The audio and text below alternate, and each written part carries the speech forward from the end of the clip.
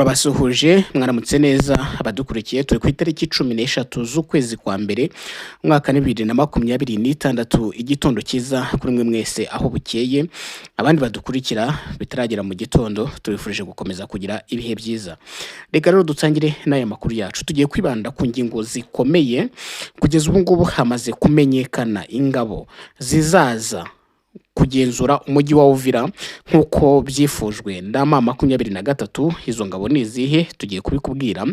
Tugiye kureba amakuru atandukanye harimo agenda avuga kuri bya biganiro bigomba kubera i Kinshasa. Ubu ibigezweho waraze ko Kabila yagiye muri Angola ahamagawe na perezida wa Angola, niki yamubwiye.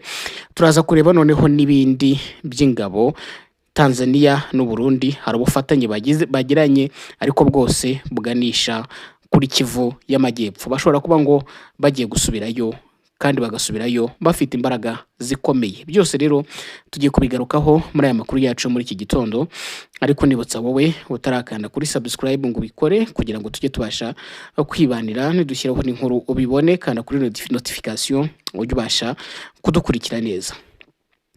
Reka rero dutangire mbere yuko tujye kuri iyo ngingo y'ingabo zimenyekanye z'abasirikare bazaza kugenzura umujyi wa Uvira nkuko byifujwe na 23. Ni icyemezo cyamaze kwemerwa.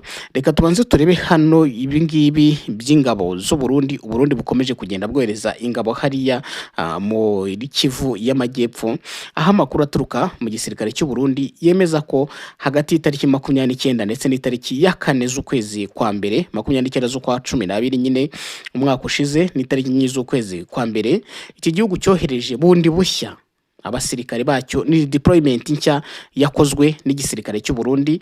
Iyo ngiyo ikaba yarakozwe nkuko n'izindi zakorwaga mbere bataratsindwa hariya mu mujyi wa Uvira. Amakuru rero akavuga ko ngo abasirikare boherejwe gufasha ku rugamba ihuriro rya FARDC dirimo kurwana na AFC-23 ndetse ngo no gukaza umutekano mu duce dufatwa nk'utw'ingenzi turimo mu bibokoboko kuri Poezero ndetse na Mirimba ni muri teritwari ya Fizi. Ni nyuma y'uko ngo hakomeje kugenda hikangwa ibitero biremereye bishobora gukorwa na 23. Kugeza ubu ngubu amakuru y'ubutasi yerekana ko 23 yamaze kongera ingufu cyangwa yamaze kwipositiona neza muri Mwenga, muri Fizi ndetse no muri Uvira. Bityo rero leta ya Kongo nayo ifatanyije n'u Burundi ndetse ifatanyije n'ibindi bihugu nka Tanzania turi buze kubigarukaho, ibihugu nk'Ububirigi barimo gukoresha imbaraga zikomeye bakagenda bagashyira imbaraga ahitwa mu mujyi wa Karemi hariya muri Tanganyika kugira ngo ahantu hataza gufatwa nkuko Uvira yafashwe. Source Media rero ivuga ko igikorwa cyo kongera kohereza ingabo z'u Burundi deployment nshya ngo cyabereye ku birindiro by'ingabo z'u Burundi zirwanira mu mazi biherereye mu yahoze ari intara ya Rumonge mu nkombe z'ikiyaga cya Tanganyika. Ni iyi deployment yabereye hariya mu Rumonge, bahita banyura mu kiyaga cya Tanganyika barambuka. Iki gitangazamakuru kivuga ko amakuru gikesha inzego za gisirikare na polisi avuga ko imodoka za gisirikare zibarirwa mu 10 n'izindi zitwara ibikoresho bya gisirikare zari zifite abasirikare b'abarundi zatangiye kugenda kuva kuwa gatatu ku itariki 31 z'ukwezi kwa 12 umwaka ushize, aribwo zatangiye kwerekeza hariya muri Repubulika ya Demokarasi ya Kongo cyane cyane muri Kivu y'Amajyepfo. Izi ngendo rero ngo zikaba zarakorwaga cyane cyane nijoro ndetse ngo no mu masaha y'urukerera kugira ngo bitaza kumenyekana.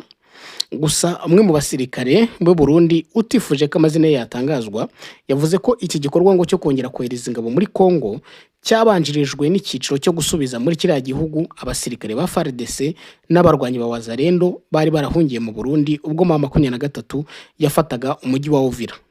Twari babwiye hari abasirikare Uvira ikimara gufatwa, hari abasirikare ba FARDC bahise bambuka bajya mu Burundi mu gushaka ubuhungiro, hari n'abawazalendo nabo bambutse n'aba FARDC. Bakimara kugeraho rero ngo Burundi bwarababaruye maze kubarura bamwe ngo basubizwayo, ariko hari abandi ejo bundi byagaragaye ko bari mu baturage bakusanyirijwe mu kigo cy'ishuri, hanyuma Bukinanyana hariya rero ngo bakaba bakomeje guteza umutekano muke. Ariko ku rundi ruhande hari abandi ngo bamaze koherezwa cyangwa gusubizwa muri Kongo. Mu cyumweru rero cyari cyabanje ngo hari amato y'ingabo z'u Burundi zirwanira mu mazi yari yatwaye inshuro ebyiri abasirikare ba FARDC n'abarwanyi ba Wazalendo baberekeza mu mujyi wa Karemi. Reka rero tuve kuri iyi redeployment cyangwa kongera kohereza abasirikare hariya muri Uvira byakozwe n'igihugu cy'u Burundi, twigarukire kuri ya nkuru yacu. Reka tugaruke kuri ya nkuru yacu.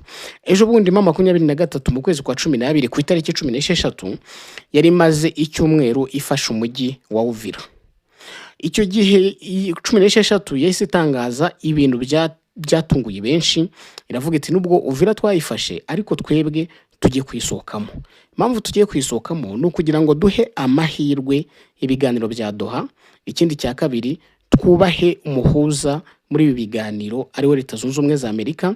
Ibyo yadusabye ko twubaha cyangwa ko tuva muri Uvira turabikoze. Ku itariki 17 na 18 23 yafotoye cyangwa yagaragaje n'amashusho abasirikare bayo barimo kuva mu mujyi wa Uvira bari bamazemo icyumweru.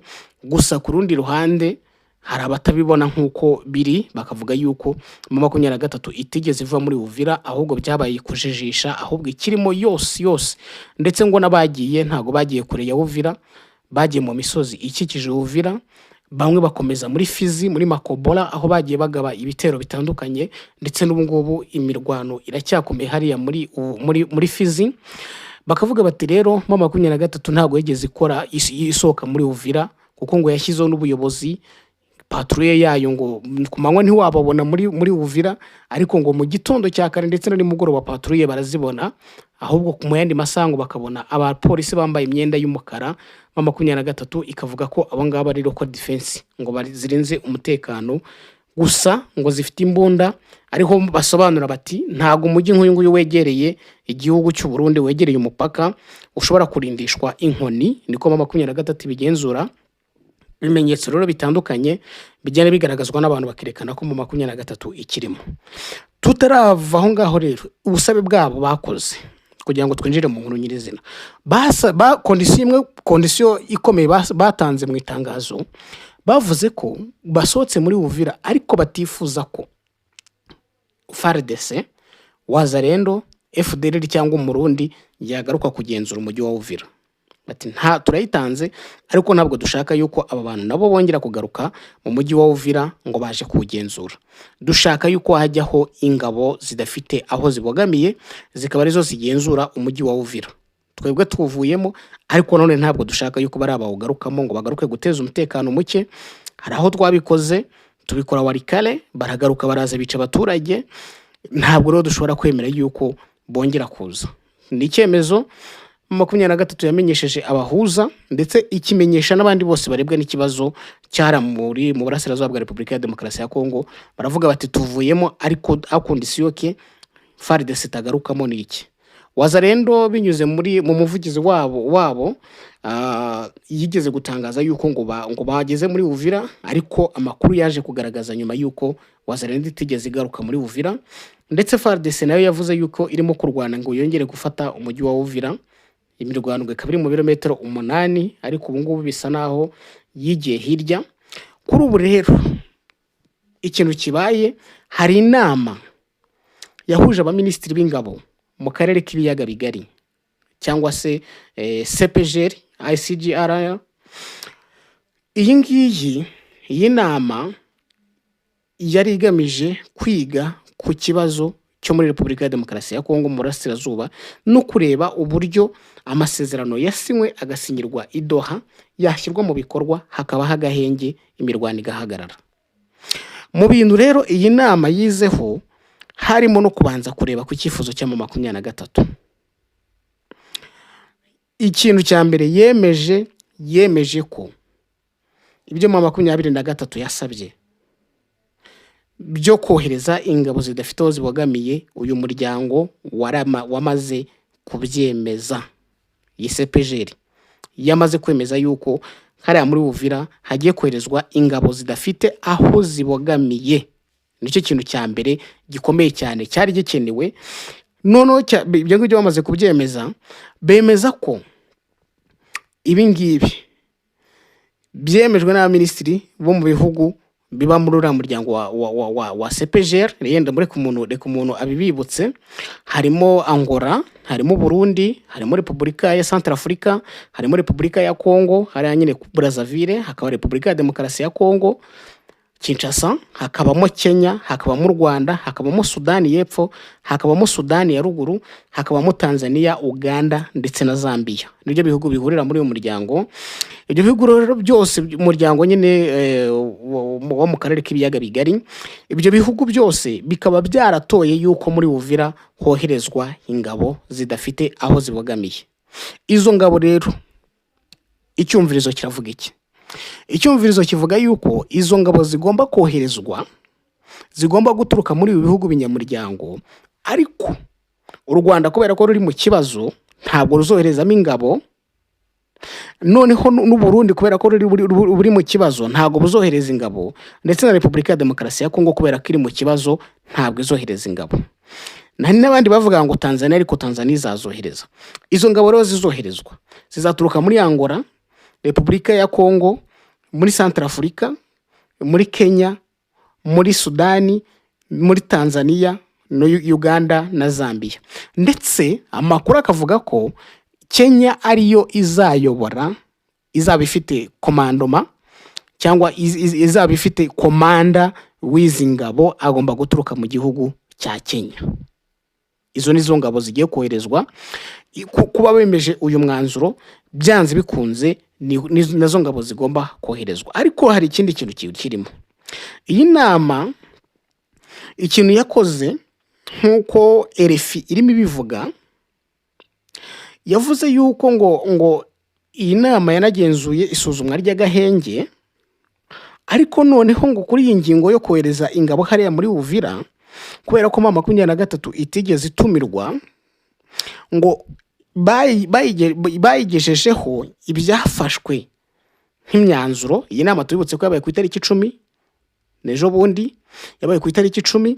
23 ngo yamaze guhabwa inyandiko, hanyuma ngo ikazatanga igitekerezo cyayo, kuko ari imwe mu yirebwa n'ibi ngibi byo gushyiraho izi ngabo zitagiza zigenga, zigomba kugenzura agahenge. Noneho ariko mu bindi baganiriye, turebye uretse ibyo ngibyo kohereza ingabo hariya muri Uvira, iyi nama yanabaye umwanya wo gusuzuma uko umutekano n'ibibazo by'ubutabazi bw'abaturage bihagaze, bikaba ngo bikiri bibi cyane, by'umwihariko muri Kivu y'Amajyaruguru. Ariko uretse ngo gusobanura uko ibintu bimeze, intego nyamukuru yari ukongera gukangura uburyo bw'akarere bugenzura ishyirwa mu bikorwa ry'agahenge mu rwego rw'ibiganiro bya Doha n'ibya Washington. Hari ingingo imwe yemejwe yo kohereza la force neutre, ingabo zidafite aho zibogamiye muri Uvira, ngo ziba arizo zijya kugenzura umutekano muri Uvira, hanyuma 23 kuko ivemo neza muri Uvira.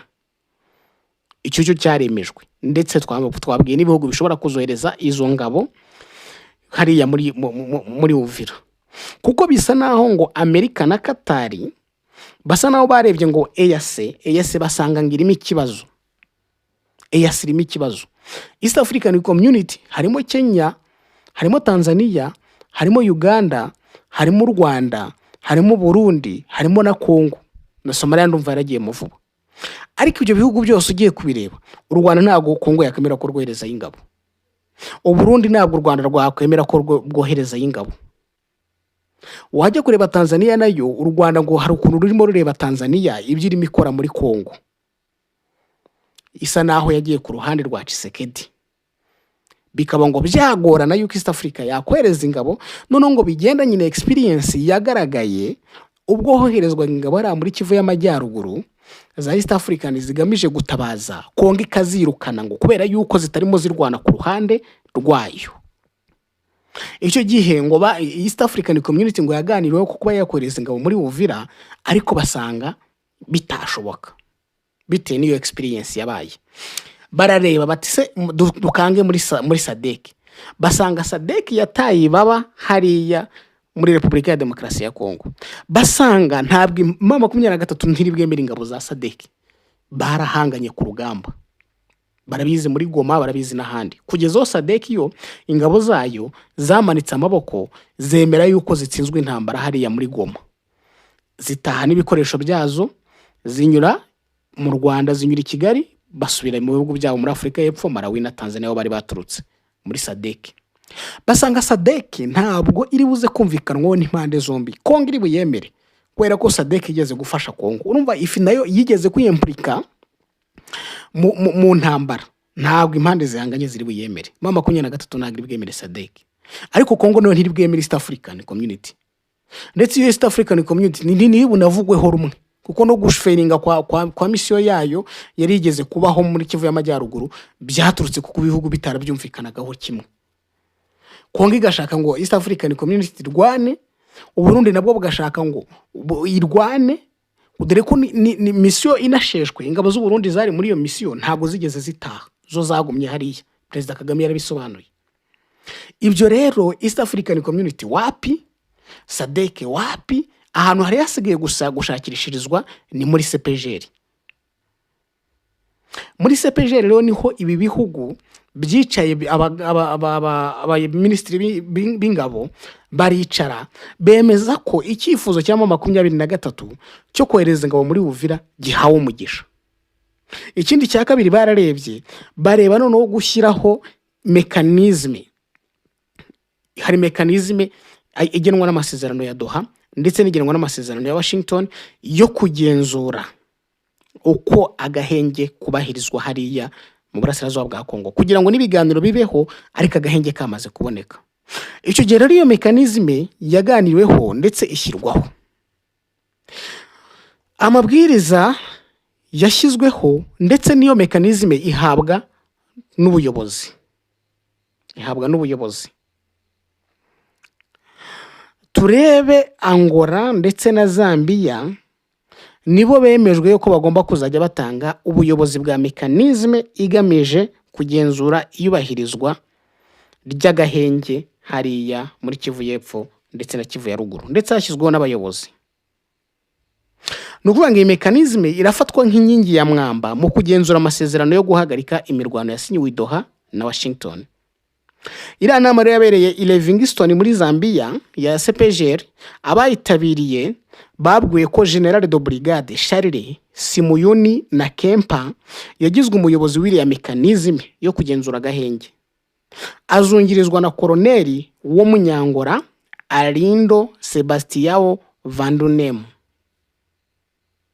nkuko RFI igenda bitangaza. Gwerekanye ububasha ngo biteganyijwe mu kwezi kwa kabiri uyu mwaka. Ariko nanone nubwo hashyizweho ubuyobozi bwa mekanizme, muri buka mekanizme twababwiye yo kugenzura iyubahirizwa ry'agahenge, iyi mekanizme ishyizweho na CPGL, ariko ntago wakirengagiza yuko Kongo yatumiwe inshuro ebyiri ngo ijye kuganira ku bijyanye n'iyubahirizwa ry'agahenge muri Katari, ikanga kujyayo. Ibi ngibi nabo biracyarimo ikibazo kuba iyi mission nayo yazaba successful. Ariko reka tubihanga amaso, ubwo rero igitegerejwe ni ziriya ngabo za CPGL zigiye kugenda zikaba arizo zokipa Uvira, zamara kukipa Uvira, mama 23 nyine ubwo ikavamo uko byifuzwa, kuko arabavuga ko itaravamo nubwo yemeza ko yavuyemo, ariko yavugaga ko ngo ubu ngubu Wazalendo na FARDC barimo bararwana kugira ngo wongere bigarurire Uvira. Ndetse n'ingamba zifatwa zose, tunambuka nyine tujya no kuyindi nkuru y'uburyo hari amakuru amaze kumenyekana yuko igisirikare cy'u Burundi ku bufatanye n'icya Tanzania hamwe n'abacanshuro ubu ngubu bamaze gusubira inyuma aho bari muri Makobola, ndetse ngo baragenda bajya kwifatanya n'ingabo za FARDC ndetse na Wazalendo. Bivuga rero ngo iki? Bivuga ngo u Burundi na Tanzania bamaze kohereza ingabo hariya muri Fizi. Ndetse ahitwa Baraka niho hari ibirindiro bikuru by'iryo huriro cyangwa by'iryo coalition y'izo ngabo zigomba kubajya kurwana kugira ngo zisubize umujyi wa Uvira. Akayabo karashowe miliyoni 750 z'amadolari kugira ngo Uvira yongere ivemo FARDC na Wazalendo n'abarundi baba ariyo bayikontorora. Kugeza ubu rero Tanzania amakuru agezweho yaravuga ko igiye kohereza abasirikare 12,000, ndetse bamwe batangiye kuza ngo kikaba ari amasezerano bagiranye na Repubulika ya Demokarasi ya Kongo yuko bazohereza abo basirikare kugira ngo bajye kurwana ku ruhande rwa Kongo. Uburundi burimo buraranforosa, bari bafite batayo ebyiri hariya ariko muri Baraka ejo bundi zakuyeho zijyanwa mu Minembwe, none uyu munsi bohereje n'izindi ngabo zijya kuzunganira. Ibi rero biraca amarenga yuko hatabayeho iyo mekanizme yo kugenzura agahenge bishobora kongera kuba ibindi, kubera ko umwuka w'intambara wo urahari, nta numwe wabihisha. Umwuka w'intambara urahari, nta numwe wabihisha. Hanyuma rero ngo zirangabo z'u Burundi n'iza Tanzania nizo ngo zizaba ziri ku ruhembe, cyangwa se nizo zizaba ziri ku isonga, zizajya imbere kuri front line mu rugamba rwo kwigarurira Uvira.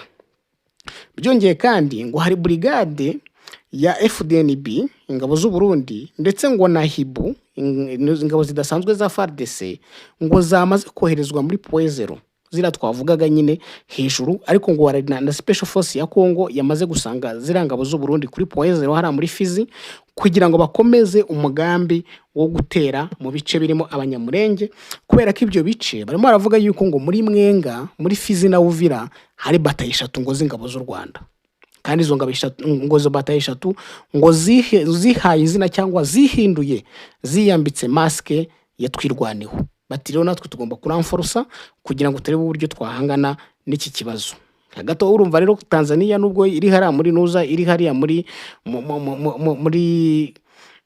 biriya bihugu, hari igihe itakemererwa kuba yagira ibiki, kuba yakohereza ingabo n'ubundi muri iyi CPGL shobora kutemererwa kohereza ingabo, kuko hari ibihugu bitazemererwa kohereza ingabo bitewe n'icyo, kuko umwanzuro wemejwe ndetse na proposal yo kwizo ngabo zazaturuka muri ibyo bihugu nabyo byemejwe, ariko akaba n'indi mekanizme nyine, mekanizme yo kugenzura agahenge. Ni ibintu bibiri bitandukanye.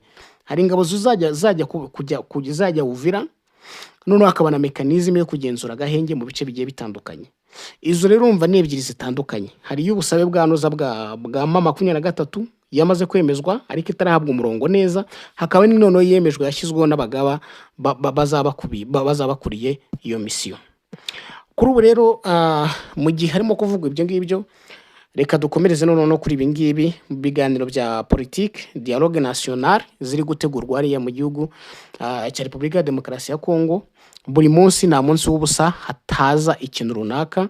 Ejo nibwo Perezida Tshisekedi yagiye muri Togo, akaba yaragiye kuganira na Fore Nyasimbe ku bijyanye n'uyu mushinga w'ibiganiro, naho ngo arawomugezaho, ndetse ngo anamubwire uburyo ibi biganiro bitazabangamira ibya Katari, kandi anamusabe yuko ibingibi ari byo byahabwa priorite kurusha ibya Katari, kubera ko ibya Katari barimo baraganira na M23, ariko hari n'abandi bantu bafite ibibazo muri Kongo indani, bityo amusabe yuko ibiganiro by'imbere mu gihugu ari byo byahabwa priorite. Muri ibyo biganiro rero Angola ya konsirise cyangwa yaganiriye cyangwa yageze ku banyapolitike batavuga rumwe n'ubutegetsi, igera ku banyamadini, ku banyamatorero, igera kuri M23 yarayitumiye ndetse byaranemejwe, ariko ntago M23 iremera kujyayo kubera ko hari ibisobanuro yabanje kwaka kugira ngo ibone guhaguruka Kinshasa. Ibyo bisobanuro rero ntabwo biratangwa. Inasaba yuko kujya Kinshasa hagomba kubanza gufungurwa umupaka wo ku gihugu cy'u Burundi kugira ngo impunzi z'abanyekongo zishaka gutaha zitahe zisubire mu aho zaturutse, kubera ko ari amahoro. Ibyo rero turi bubigarukeho nabyo, ngo muri ibyo biganiro ngubu Angola mu gutumira abo bantu, Angola yaba yaraganiriye na Joseph Kabila. Perezida ngo Joao Lourenço yagize gutya, atumiza ngo wahoze ari perezida wa Kongo Joseph Kabila Kabange, yakirwa mu ibanga rikomeye muri Angola, ndetse ngo hashize iminsi mike ibyo ngibyo bibaye, akaba yarakiwe na perezida Joao Lourenço ubwe.